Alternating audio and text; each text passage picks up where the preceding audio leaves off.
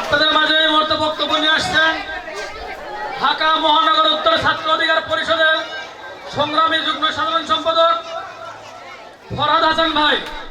আসসালামু আলাইকুম রহমতুল্লাহি ওয়া বারাকাতুহু।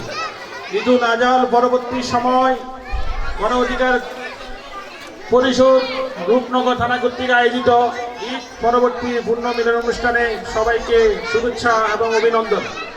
আপনারা সবাই জানেন গণ অধিকার পরিষদ সারা বাংলাদেশের ত্যাগী সংগ্রামের এক ঐতিহ্য ধারক এবং বাহক।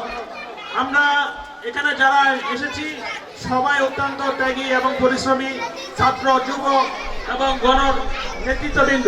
সম্মানিত উপস্থিতি, আপনারা জেনে খুশি হবেন প্রতিমন্ত্রী বিবি নুরুল হক নূর ভাই আমাদের তরুণদের আইডল, ওনার এই সম্মানিত বক্তব্য থেকে দেখে আমরা আমাদের আজকের ঈদ পরবর্তী পূর্ণ মিলন অনুষ্ঠান শুরু করছি।